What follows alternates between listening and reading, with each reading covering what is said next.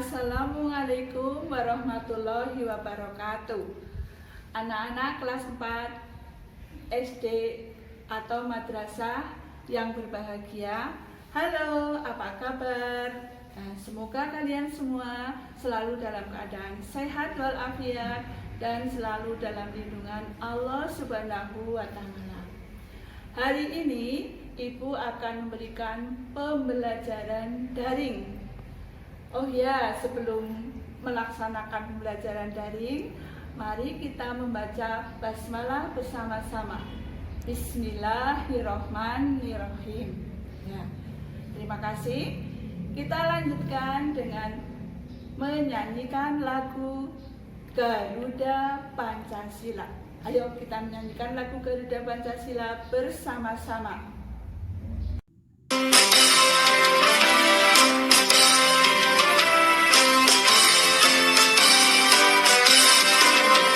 Garuda Pancasila, akulah pendukungmu. Patriot proklamasi, sedia berkorban untukmu. Pancasila dasar negara, rakyat adil makmur sentosa.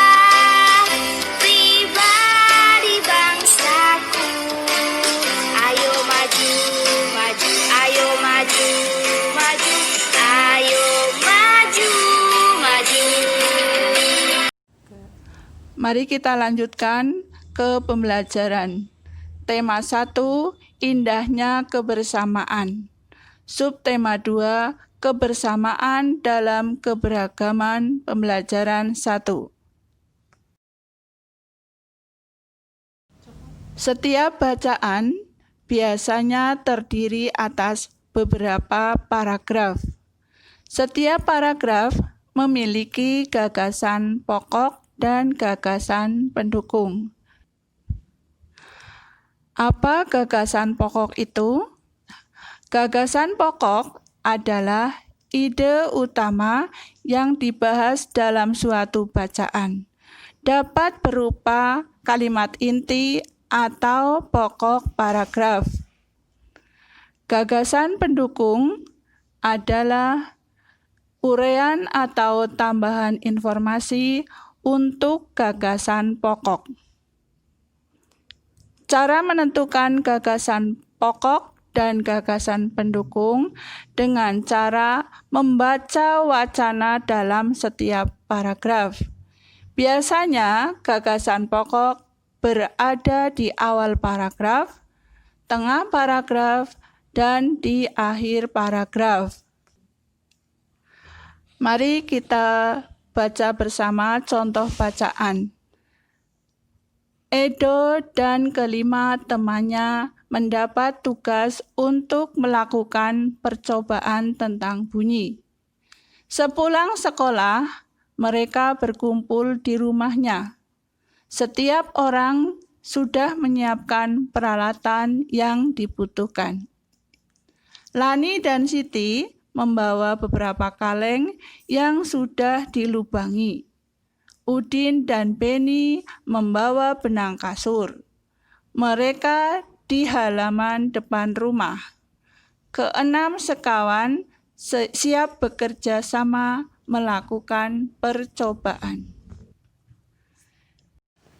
Setelah kita baca, ternyata dalam pembahasan terdapat satu gagasan pokok yang berbunyi, Edo dan kelima temannya mendapat tugas untuk melakukan percobaan tentang bunyi.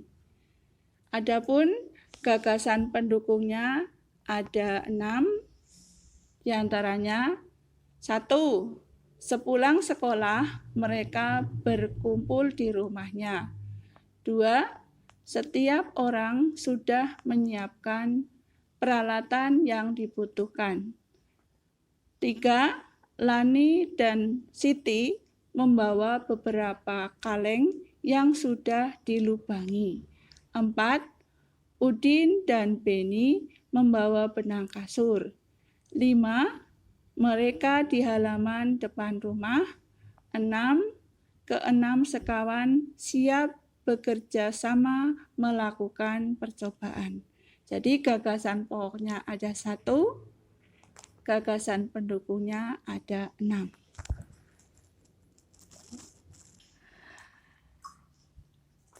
Dari kesimpulan tadi bahwa gagasan pokoknya adalah Edo dan kelima temannya mendapat tugas untuk melakukan percobaan tentang bunyi.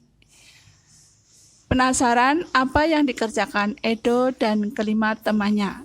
Ayo simak video berikut. Media perpindahan energi bunyi itu ada gas, cair, dan padat.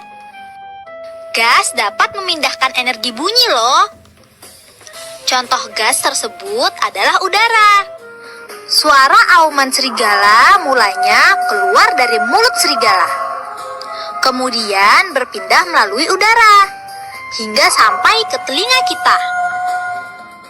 Perpindahan energi bunyi selanjutnya yaitu melalui benda cair. Contohnya, pada saat kita menjatuhkan batu ke dalam bak mandi berisi air. Mulanya, bunyi muncul dari dasar bak mandi. Kemudian berpindah melalui air hingga sampai ke telinga.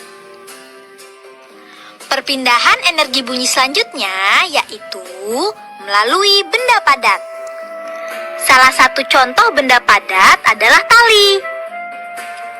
Permainan telepon tali merupakan contoh perpindahan energi bunyi melalui benda padat. Mulanya, bunyi muncul dari mulut seorang anak. Kemudian merambat melalui tali hingga sampai ke anak.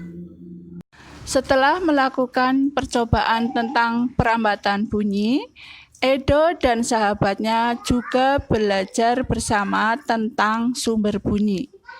Mereka membaca buku yang menyatakan bahwa telinga bisa mengetahui sumber bunyi. Indra pendengar atau telinga. Kita wajib bersyukur kepada Tuhan Yang Maha Esa karena telah menciptakan bentuk tubuh yang paling sempurna. Salah satunya adalah kita diberi pendengar atau telinga. Dengan menggunakan indera ini, kita bisa mendengar berbagai suara seperti kicauan burung, suara air mengalir, dan suara musik. Apa saja bagian dan fungsi indera pendengar? Telinga atau indera pendengar terdiri atas 3 bagian, yaitu telinga bagian luar, tengah, dan dalam. Telinga bagian luar terdiri atas daun telinga, lubang telinga, dan gendang telinga. Daun telinga terdiri atas tulang rawan yang dapat ditekuk. Daun telinga berfungsi untuk menangkap suara dari luar. Suara yang telah ditangkap itu diteruskan lewat lubang telinga menuju ke gendang telinga. Gendang telinga kemudian bergetar sesuai dengan jumlah getaran yang diterima daun telinga. Telinga bagian tengah terdiri atas tulang martil, tulang landasan, dan tulang sanggurdi. Ketiga tulang itu disebut tulang-tulang pendengaran. Telinga bagian tengah berfungsi menerima suara yang ditangkap oleh telinga bagian luar. Pada bagian ini terdapat saluran Eustachius yang menghubungkan telinga tengah dengan rongga mulut. Fungsi saluran Eustachius adalah untuk menyeimbangkan tekanan udara antara telinga luar dengan telinga tengah. Telinga bagian dalam terdiri atas tingkap corong bundar, 3 saluran setengah lingkaran, serta rumah siput atau koklea. Pada rumah siput terdapat ujung-ujung saraf pendengaran dan alat keseimbangan tubuh. Bagaimana proses sehingga kita dapat mendengar? Atau bagaimana telinga merasakan getaran? Semua bunyi membuat udara bergetar. Getaran bunyi mengenai gendang telinga yang berupa selembar kulit tipis. Saat itulah gendang telingamu juga mulai bergetar. Getaran dari gendang telingamu menjadi lebih besar di telinga tengahmu dan diubah menjadi pesan-pesan listrik di telinga dalammu. Dengan indera pendengar, kita dapat mendengar bunyi-bunyi yang berbeda. Keanekaragaman bunyi yang berasal dari tempat ibadah dapat pula kita dengar. Seperti suara apa ya anak-anak ini ya? Suara adzan.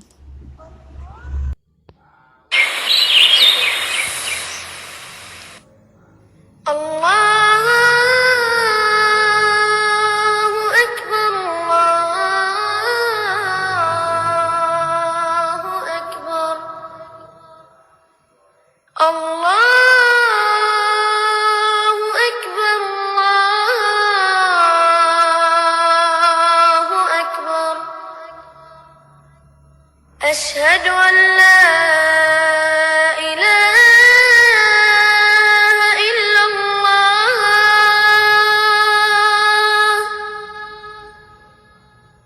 Asyhadu an la ilaha illallah.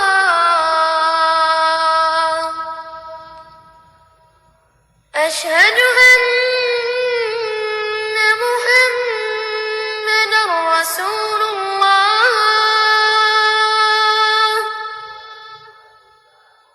Asyhadu anna Muhammadar Rasulullah.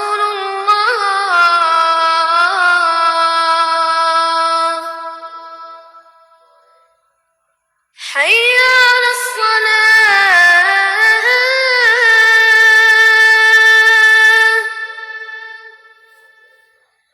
Hayya 'alas salah.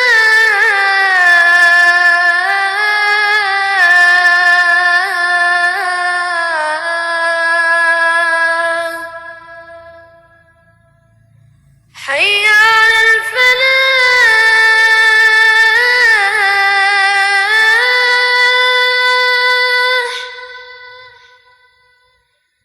Hayya 'alal falah.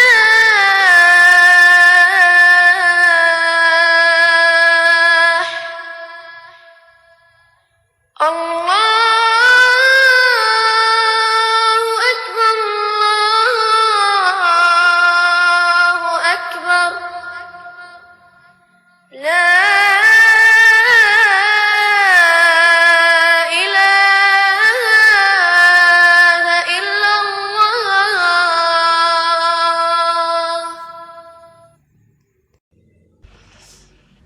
Dari manakah suara adzan berasal? Tentunya dari mana ya anak-anak? Coba kamu lihat, ada beberapa gambar tentang tempat-tempat ibadah.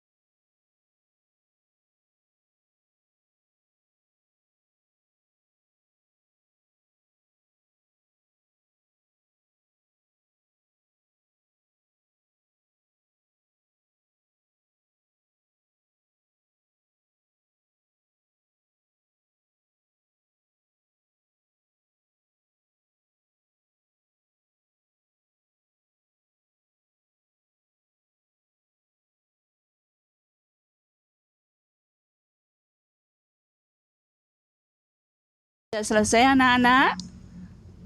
Mari kita jawab bersama-sama. Agama Islam tempat ibadahnya adalah masjid. Katolik tempat ibadahnya gereja. Kristen tempat ibadahnya gereja. Buddha tempat ibadahnya wihara. Hindu tempat ibadahnya pura. Konghucu tempat ibadahnya kelenteng. Dari pembelajaran tadi dapat kita ambil kesimpulan. Pertama, ide utama yang dibahas dalam suatu bacaan dapat berupa kalimat inti atau pokok paragraf. Kedua, dengan menggunakan indera pendengar, kita bisa mendengar berbagai suara, seperti kicauan burung, suara air mengalir, dan musik. Agama yang ada di Indonesia ada 6, yaitu Islam, Katolik, Kristen, Buddha, Hindu, dan Konghucu. Demikian pembelajaran yang Ibu sampaikan. Semoga bermanfaat bagi kalian semua. Selesai. Terima kasih. Assalamualaikum warahmatullahi wabarakatuh.